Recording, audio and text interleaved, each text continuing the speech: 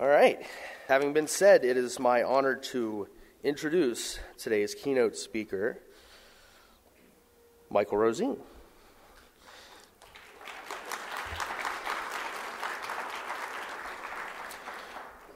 Michael Rozyne is founder and evangelist of Red Tomato, a nonprofit produce food hub based in Plainville, Massachusetts, that brings local fruits and vegetables from 40 regional farms to supermarkets and institutions.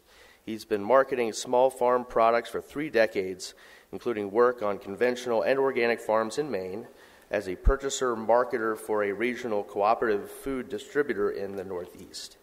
In 1986, he co-founded the worker-owned fair trade coffee company Equal Exchange, now a leading U.S. fair trade company. Rozyne started Red Tomato in 1996 to bring fair trade principles to farmers in the U.S.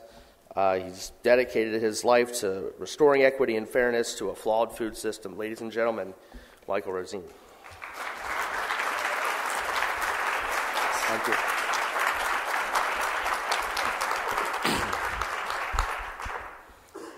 Okay, sound check. We're good? Okay.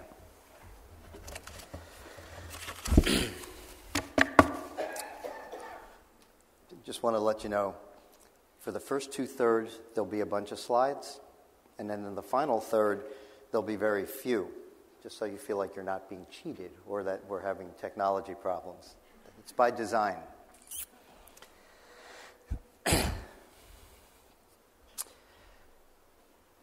When you look at U.S. peaches from a global perspective, you see California and not a whole lot more. When you look at them from an Eastern perspective, South Carolina and Georgia come into the picture, and then New Jersey, and then Pennsylvania.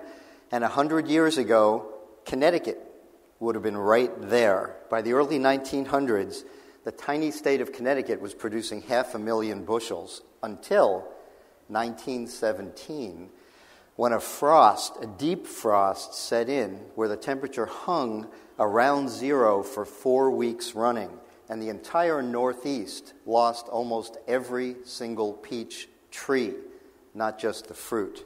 One of those farms was Lyman Orchards in Middlefield, Connecticut. They lost 500 acres.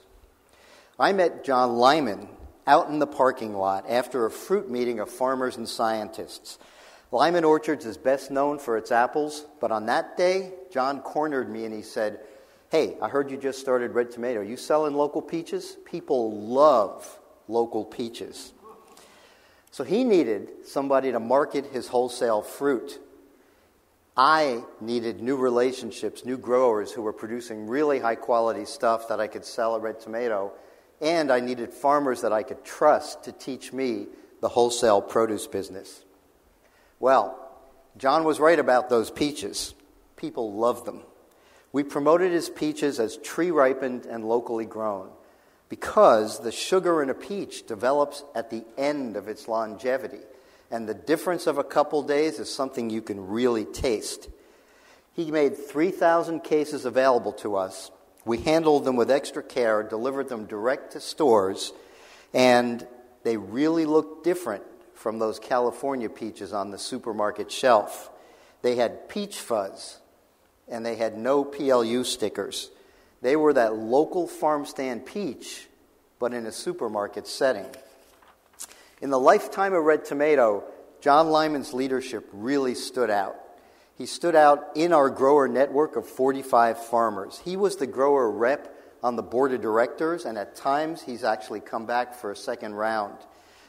It was at least a decade before I began to realize how different he and I were in terms of our personal belief systems. But we shared one pragmatic common goal, which was the survival of family farms in our region, the survival of his farm, and that was enough for the two of us. This is the story of my business partnership with John Lyman and what it taught me about collaboration. Over 20-plus years of working together, we kept on discovering more and more personal differences. And our collaboration turned actually into a close friendship. In the late 1990s, I was leaving Equal Exchange to start Red Tomato. My career up to that point had been all about promoting fair trade and organic and great taste. Equal Exchange, a fair trade cooperative that I co-founded in '86, introduced a U.S. audience to a new idea: fair trade with a particular identified farmer. This is the farmer that grew your coffee. Now, I was ready to do the same thing with fruits and vegetables from right here. As for organic, I was rather hardcore. At Cornell Ag School, I was that student in the middle of the room who kept shooting his hand up into the air when the subject was agronomy or pest management, and I was one of several who would always say, could we talk about an organic solution here? In 1983, while working as a natural food buyer for the cooperatively owned wholesaler Northeast Co-ops, I discovered and wrote an expose of an organic sunflower seed company in North Dakota that was fraudulently selling organic sunnies. I published it in a national health magazine, Whole Life Times, and almost to my surprise, they immediately confessed that it had been true. But there was no law then, and there was no penalty that they had to pay other than their reputation. At Red Tomato, produce has to be fresher, and it has to taste better. We put the farm's name right on the store shelf. Next slide. This differentiates our produce from being a commodity. So a New England peach is somewhat differentiated. A tree-ripened New England peach is more differentiated. A tree-ripened New England peach grown by Lyman Orchards in Middlefield, Connecticut is yet more differentiated. We actually sell more of John Lyman's apples than we do his peaches. In order to market tree fruit, I had to understand how tree fruit was grown, and so began my fruit education. I toured orchards, I learned how to prune, I sat through winter meeting after winter meeting of the agricultural science, geeking out on all of the ways that growers control pests and increase the health of their fruit trees. 20 years later, John Lyman and I still go to winter science meetings together. We still, and in this period, I slowly witnessed the leadership that he was demonstrating in our grower network. He's a very strategic thinker, and he's one of the most open-minded people that I know. That's why I was caught so off guard when we did this radio interview together. The radio host asked the normal questions about Red Tomato and the grower network and the eco program and locally grown. And then the interviewer turned toward climate change.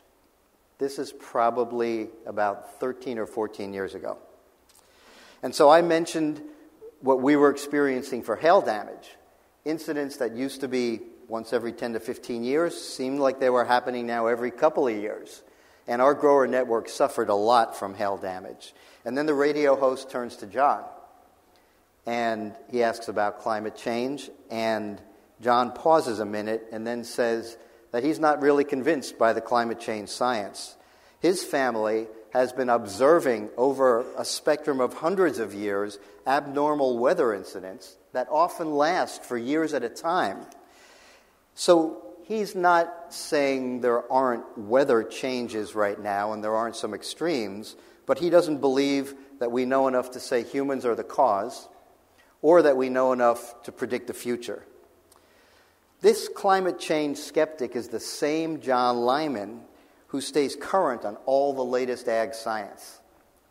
And that meeting where I met John Lyman was full of agricultural scientists, all who promote integrated pest management, or IPM.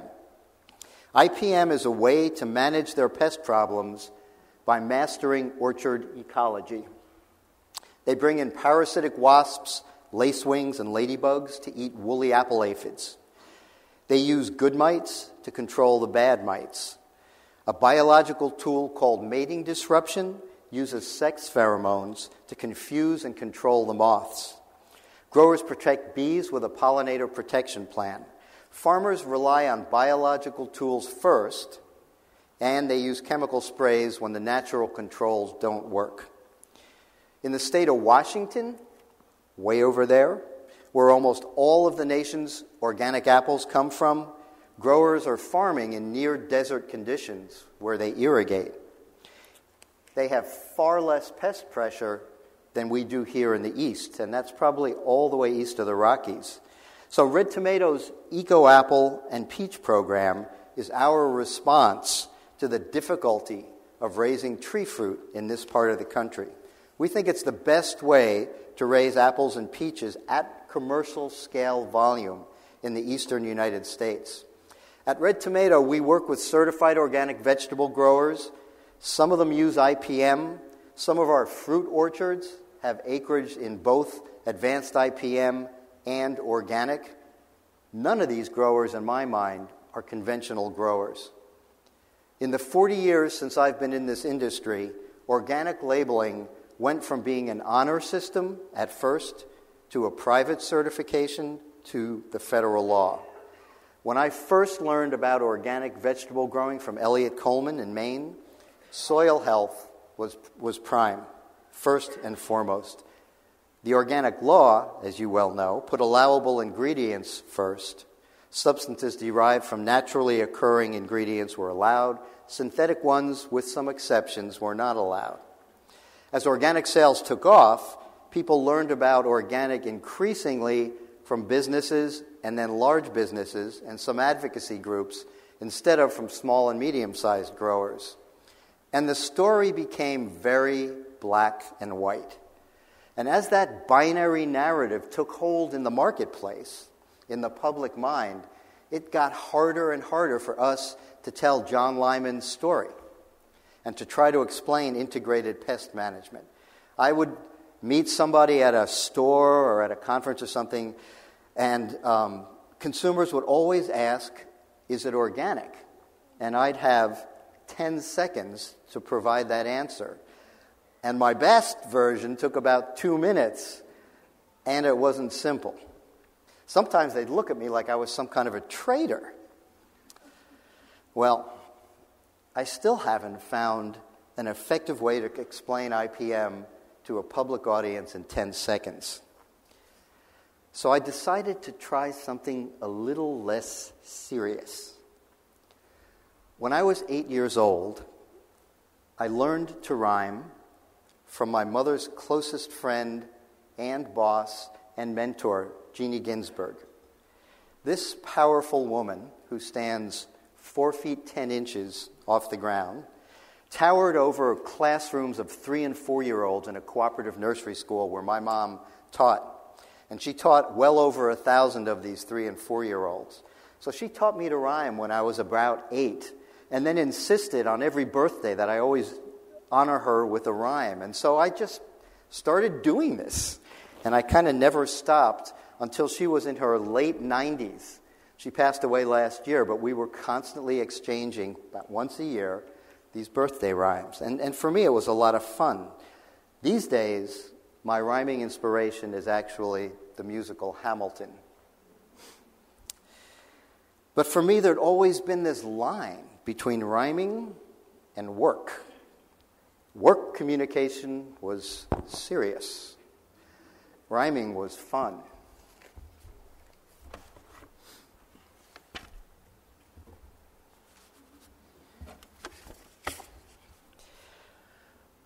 My neighbor watches me from her window as I drive my tractor. I'm trying to drive straight and not react to her.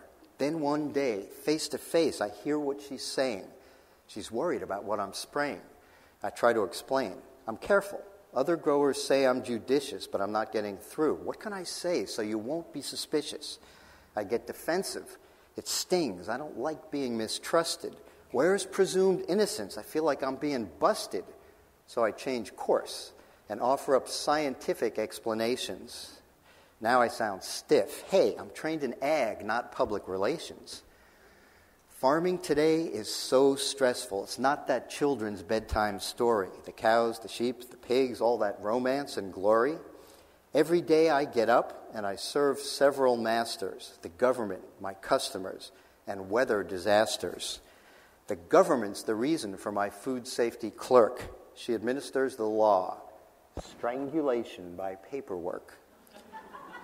Customers say add more value. What they mean is lower your price. I'm just one farmer. I can't say no dice. And then the creatures show up with 6 legs and a munch. An army of insects wants my farm for its lunch. Pesky pests. You know what I do when I see them? Actually, I can fend them off because I practice IPM. Let me spell that out for you. That's I for integrated, P for pest, and M for management. Integrated pest management. Now, as names go, it's clunky, and some people hate it. It's not clear what it means, no matter how slowly I say it. The big question, though, is not what to name it. For people like my neighbor, it's how to explain it.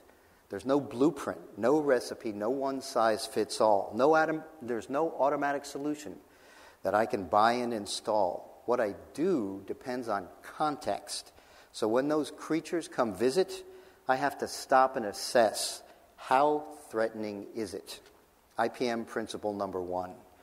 Measure first, do nothing yet, until you've established an intolerable threat. So how do I stay chill when the bugs have my attention? I trade a pound of spray for an ounce of prevention. IPM principle number 2, prevention. Think ecological. Your farm's alive. You've got to be knowledgeable about your crop's enemies and their enemies. Strike a balance. Leave chemistry on the shelf. Use your biological talents. Now, a warning for parents. This next part's rated X. It's about saving my farm by inhibiting sex. The villain, the codling moth, could cause serious loss by doing what we do, feeding her young applesauce. The moth lays her eggs near the fruit that she sees. Her only agenda is reproducing her species. The worm's born, looks around. So far, nothing remarkable. But a day or 2 later, that fruit is unmarketable. Well, that is intolerable. It's something I must act on. So I tackle this problem with my IPM hat on. Pheromones are what codling moths make to communicate. It's the perfume they put on when they search for a mate. But if I send out pheromones at an accelerated rate, I can keep them from mating. They won't even date. This clever technology, mating disruption by name, it's like having my very own abstinence campaign. When it's working, when there's balance, I can lighten up my patrol. But this is nature. It's always changing. I must be ready for more control. IPM principle number 3, judicious control by chemical means. And so I spray when I have to, when things are bad as it seems. I screen for safety, the impact on me and the environment, and I choose what to use according to legal requirement. IPM's come so far without any notoriety. It's practiced the world over, yet still unknown by society. When sustainability's on stage and the choir's singing out loud, often not one IPM note will be heard by the crowd. Who conducts the sustainability chorus? When we raise cover crops, you know it restores us. When we add organic matter, our soil's more porous. When we use biologicals, you're looking for more of us. When we use natural predators, you simply adore us. When we protect bees, you approve, you say glorious. But if we apply one synthetic, you automatically abhor us. We're not part of your vision, you basically ignore us. Is the audience the nation or a small niche for this chorus? If you plan to reach everyone, you've got to make room for us. Well, I should come down off my soapbox. And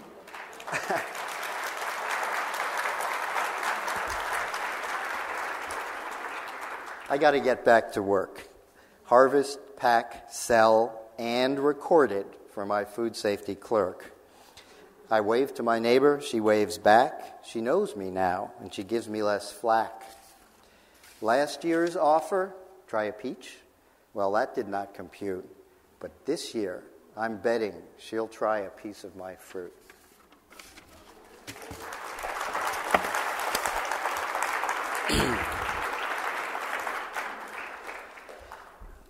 So last summer, I was headed to Lyman Orchard, and it was a peach meeting, several growers, but I oftentimes, after the meeting, I'll stick around and I'll have lunch with John Lyman. And, you know, the way friends chat before business, we did some personal stuff first, and so my mother-in-law had just left. And while she was visiting, she's from Missouri, and she brought a video with her, and she kept saying at the end of every meal, "Can I show you my video?" So finally, my wife and I said, "Let's watch your video." And it was about bird flight, and it was beautifully done, kind of National Geographic style, but not National Geographic. And 45 minutes into it, I started to wonder, how come I'm not recognizing the institutions where the ornithologists work? Like, I didn't know the college names. And then at the very end, in probably the last 8 minutes or so, they launched into an explanation of intelligent design. And I felt like, here's the punchline. And I felt like the first 50 minutes or so were beautifully done, and then they crammed their argument about intelligent design into the very end. And so I'm explaining this to John and looking at him, and he gets this kind of smirk on his face. And I said, "John, what's up?" And he told me that what he believes in is called young Earth creation science. The Earth is approximately 6,000 years old, and in 6 literal days, God created the universe and populated the Earth with plants, animals, and human beings. And he recognizes concepts like mutation and natural selection, but they don't, for him, sufficiently explain the development of all living things or the complexity, actually, of life. So this was getting more interesting, and John and I at that point, and I should say these are comfortable conversations that we have. We have found a way to go wherever life wants to take us. And so we decided to compare our presidential voting records over 40 years. So we went back to the 70s. We're both about the same age. And in fact, we had not once voted for the same person since the 1970s. We were that iconic red-blue divide described by the historian Victor Davis Hanson. The two Americas watch different news. They read different books. They listen to different music. Red America and Blue America are spiraling into divisions approaching those of 1860, the Civil War. But John and I actually like the same music. We grew up listening to the same groups like Chicago and The Doors. And especially in recent years, we've passed books back and forth on subjects such as racism in America or the life of Ronald Reagan. And we're both engaged in reading them.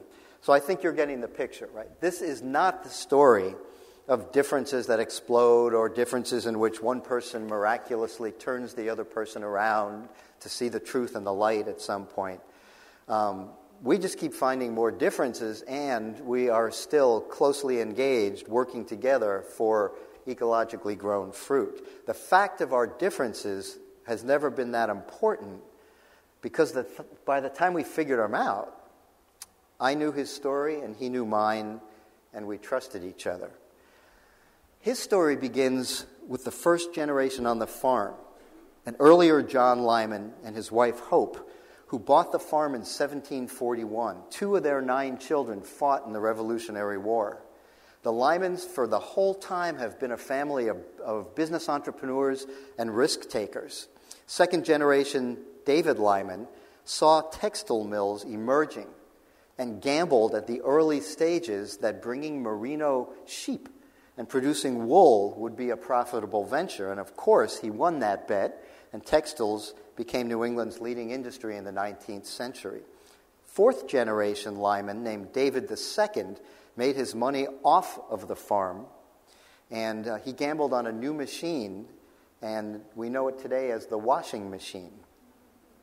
By the turn of the century, Lyman Orchards had over 500 acres of peaches with access to rail lines that went all over New England.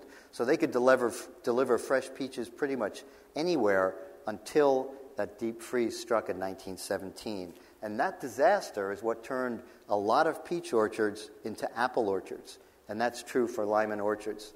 Today they only have about 25 acres of peaches on their apple orchard. But whereas John is the 12th generation in the U.S. and the 9th and the 8th generation on his farm, my two daughters, Shaya and Liza, are actually the firstborn generation in the United States. My immigrant story is also my parents' Holocaust survival story. My maternal grandparents fled Germany to Holland before World War II. They wanted to go to the United States, but there wasn't any more quota for German Jews. However, my grandmother had been born in the city of Strasbourg, which at the eve of World War II was part of France. And so we were considered French Jews and were able to get passage to the United States on the last ship that left Rotterdam here, 1939. My father, Yecheskel, Polish name, was not so lucky. He was the youngest of 9 children, born in a small town in south-central Poland near Częstochowa. At the start of World War II in 1939, Poland was the center of European Jewry. There were 3.4 million Jews in Poland. By the end of the war, there were less than 100,000, and most of them didn't survive the war. My father was active in the underground resistance in Poland with his cousin Avi. On one outing, Avi was caught by the Germans planting a bomb on a railroad line, and he was shot on sight.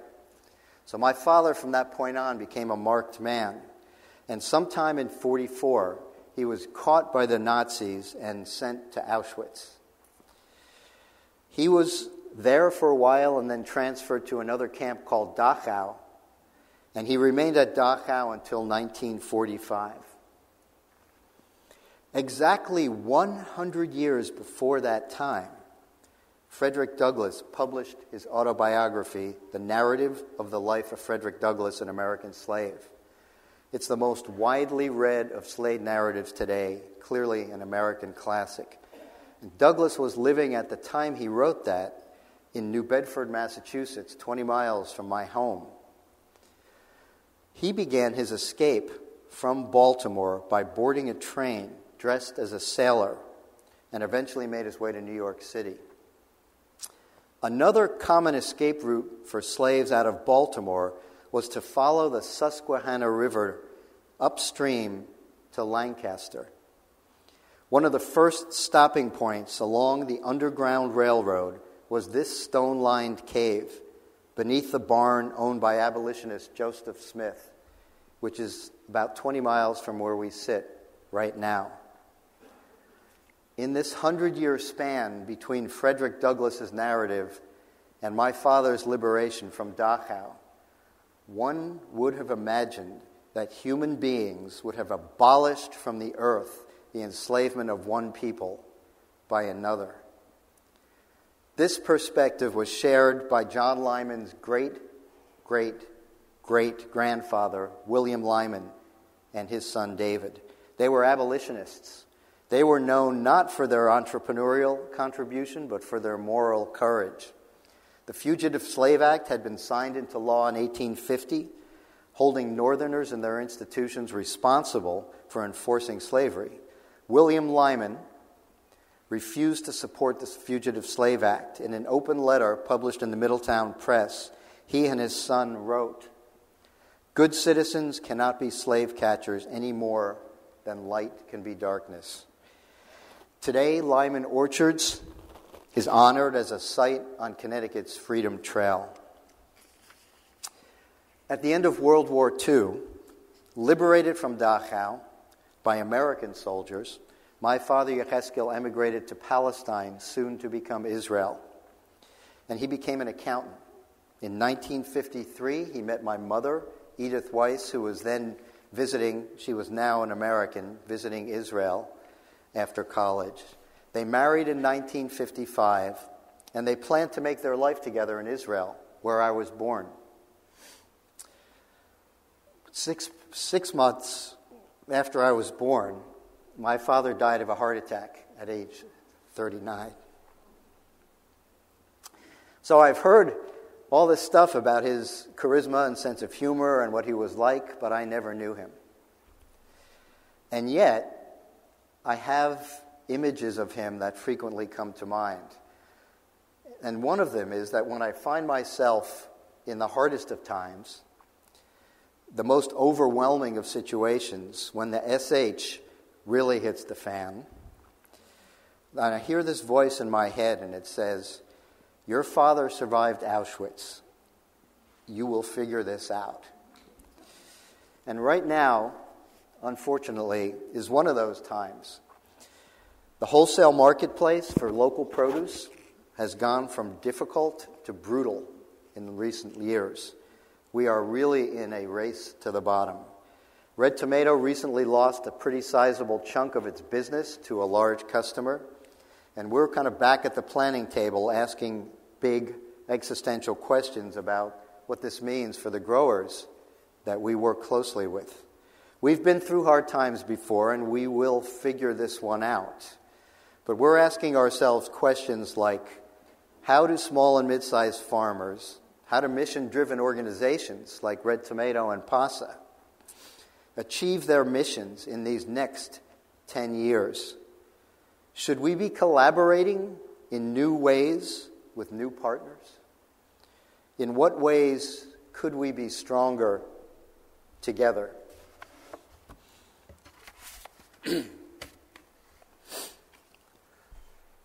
This food system, some say, is decidedly broken. We're good at the critique. We're rather outspoken. But reform and innovation are harder. Let's face it. We have to fix this system or entirely replace it. Should I work from the edge or from the center? Where is hope? Let's look at the food system through a microscope. I remember it like yesterday. My clock radio said, "Amazon buys Whole Foods." Whoa! Well, that got me out of bed. What's Jeff Bezos thinking? Not fast food. He's eating Whole Foods instead. But whatever he's thinking, it'll keep the investors well fed. And then the internet exploded with speculation and comments. The food tech world gloated, finally proof of their dominance. The produce world showed its disdain at food tech's arrogance, while Wall Street was quoted, "For how long can stores afford those rents?" That's a really good question. Yet, they're still building more of them. Brand new stores, if you look, you can spot them. Have you seen Aldi's or Lidl? They're from Europe, but we've got them. They're joining Walmart in the great race to the bottom. When a big fish eats a littler fish, synergy is the preferred word. But this is cost-cutting with job loss. Any other version is absurd. The future is speed, convenience, robots. That's clear. Order online at your home in 4 hours. This future, it's already here. In this age of disruption, is price all that matters? What about product quality and service? Are they shredded in tatters? In this age of disruption, who are we? And how do we fit in? We're farmers, food hubs, entrepreneurs. We should stick close to our knitting. But how then do we compete in a game of low bidding? You see that price they quoted me? You've got to be kidding. Look, the citizens are vocal. They want more food to be local. They want their corn from a yokel. They're demanding organic and no-till. They want fresh fish by the boatful. Make everything fresher, greener, cleaner. That indeed's our proposal. When soil's healthy, we're healthy. We're also more hopeful. We want food from here, not from Constantinople. Yes, the citizens have spoken. We need to reach everyone. So what's our plan? Tell me, what is to be done? Who are we? We're agents, not cheerleaders. It's our job to connect the producers and the eaters. Selling direct to the customer, now there's a mutual gain. If a question arises, the farmer is right there to explain. And the prices are higher, the farmer's paid on the spot. Yet, 1,000 direct-to-consumer transactions still doesn't add up to a lot. There has got to be volume.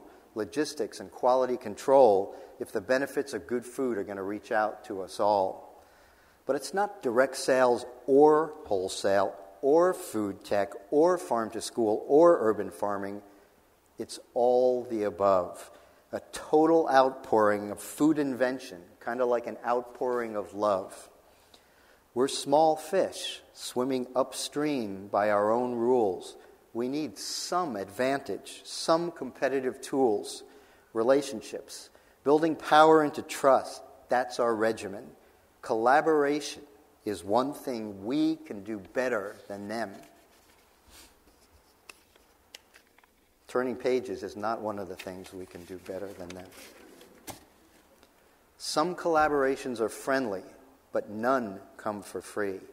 They all take persistence, listening, and shared strategy. Some are fraught with tension, more like collaborating with the enemy. But if it's working, hold back your judgment. They might prove trustworthy. Now and then, through such a partnership, an unexpected breakthrough. A wall comes down. A person changes. That person could be you.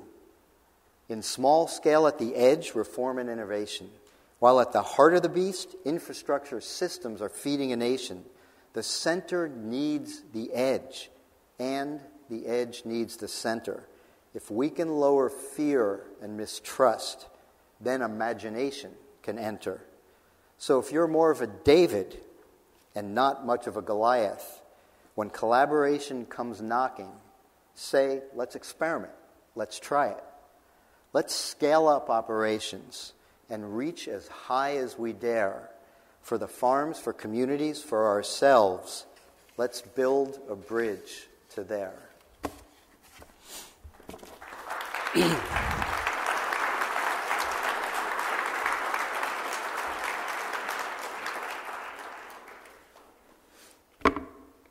But successful collaboration is really, really hard. And it's worth stopping and just asking, why bother? Is this really worth it? I think the best answer is the time to collaborate. The best reason for a difficult collaboration is when the other options don't seem viable. When you see no other way to get a hard job done. 20 years ago, I looked at collaboration as a way to forge agreement in a group so that we could all work together. Over the years, I organized or was part of quite a few multi-stakeholder gatherings that were bringing people of difference into the same room. Those meetings were always very carefully prepared and very skillfully facilitated. And they did produce some real discussions among people that wouldn't have talked otherwise. But typically a year later, not much would have happened. In other words, there'd been a lot of talk and not a lot of change. So looking back, how do I make sense of this? We had designed a process that began as a search for common ground. We were operating with a hidden, possibly unconscious assumption or hope that others in the room would eventually come to see things more as we, the conveners, did. Moving forward had been premised on harmony and agreement. Don't get me wrong. Harmony and agreement, those are really good things when they're genuine.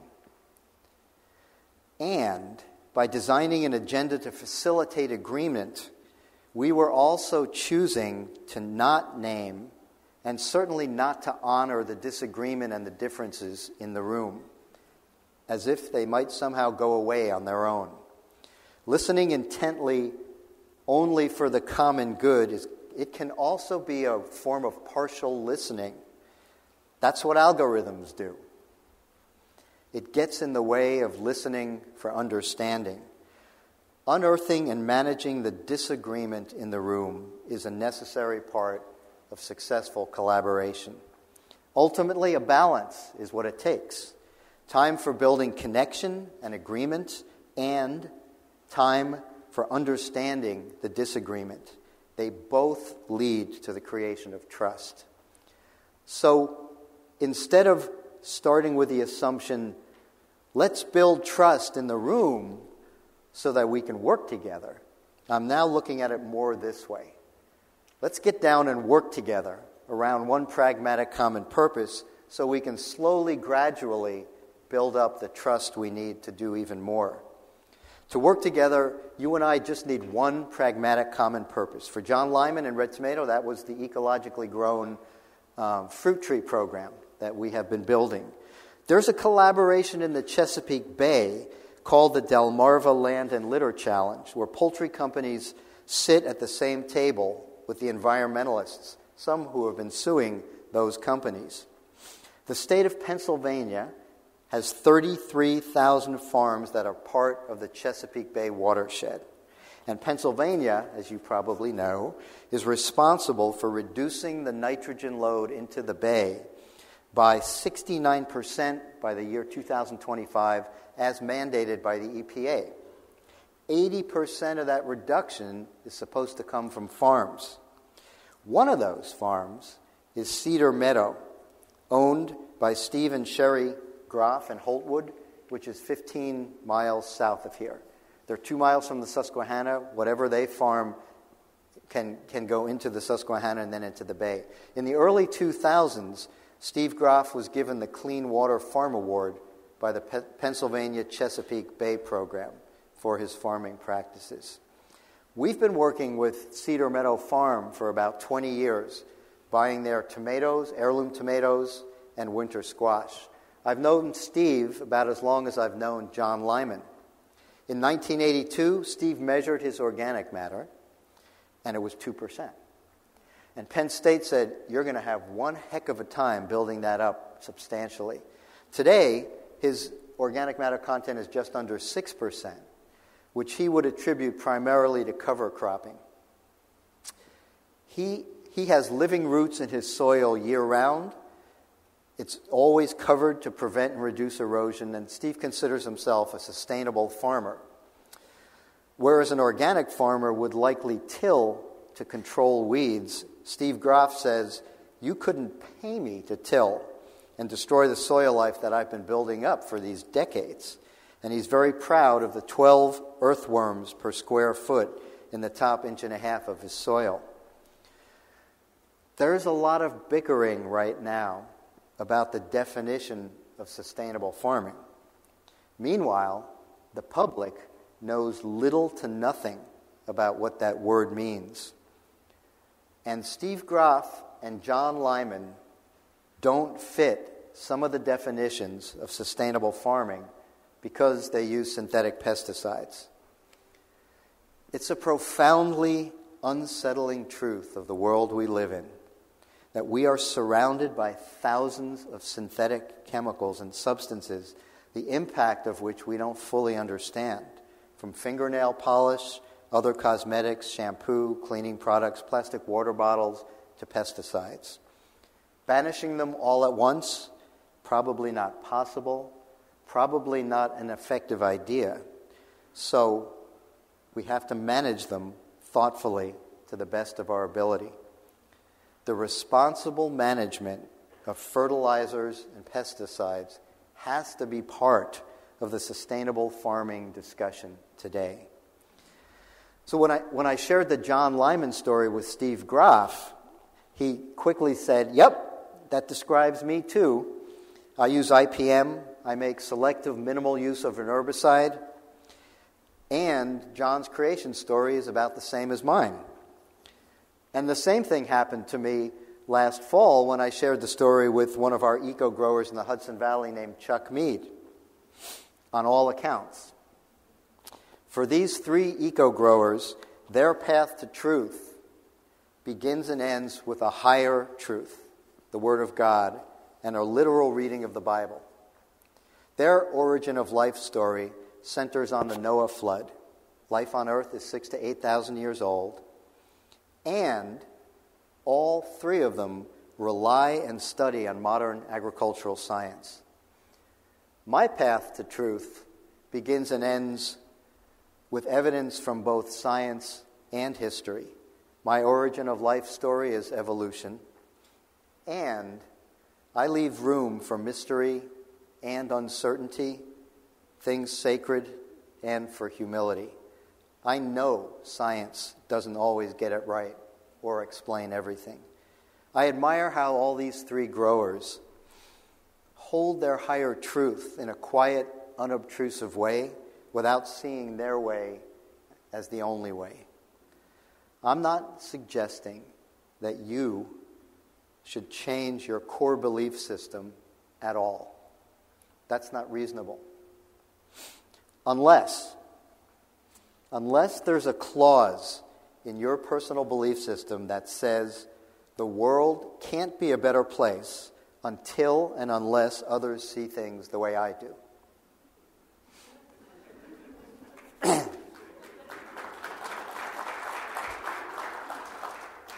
I was in Southwest Georgia last week at a conference for their region's farmers and community workers, most of them African American.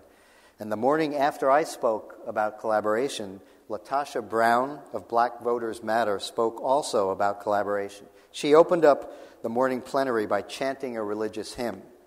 And she reached the audience in a way that I simply couldn't. It felt like a spiritual revival meeting for farmers. Then she turned to collaboration, and she asked the audience this question.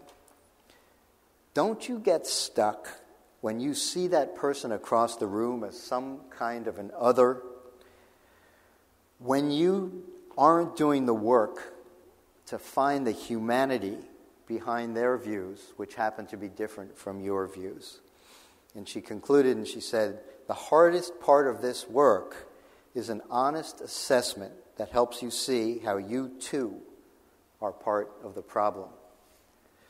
So I recall a phrase like that from my activist 20s, and it went like this: if you are not part of the solution, then you are part of the problem. I think it works better this way. If you don't see how you are part of the problem, then you are not ready to become part of the solution.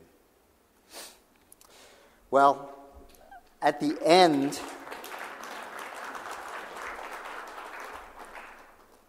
of that great musical Hamilton, Vice President Aaron Burr and Alexander Hamilton face off with, as you know, guns in a duel meant to settle irreconcilable differences of politics and ego.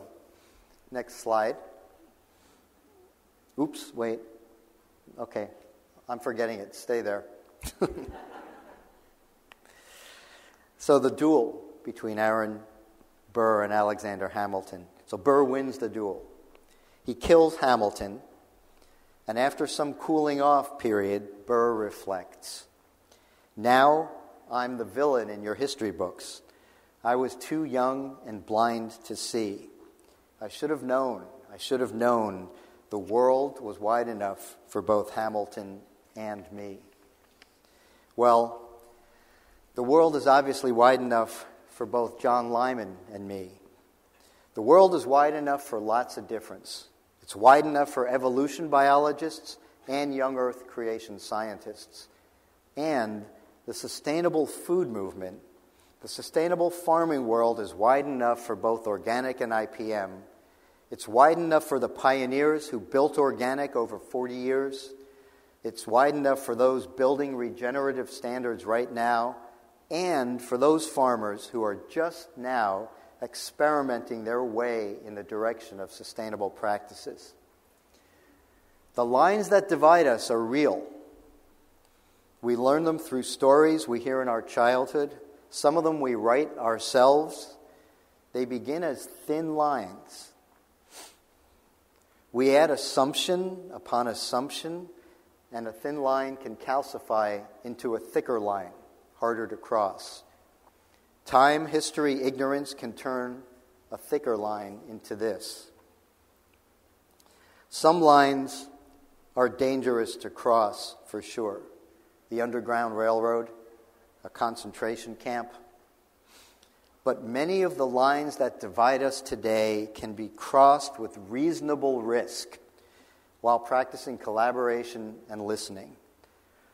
I think the success of our work and our future depends on you and I crossing these lines. Well, it's time to leave winter behind us. I know from my farm worker days that starting and transplanting seedlings and pruning apple and peach trees. It's a mighty good time for reflection. So while you're at it the next 6 to 12 weeks, please consider your place in the problem and in the solution. And consider how working together in new ways might move all of us forward in the right direction. Thank you.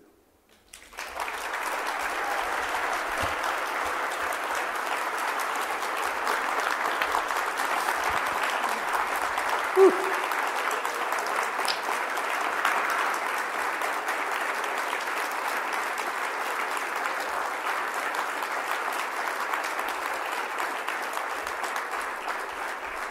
Thank you.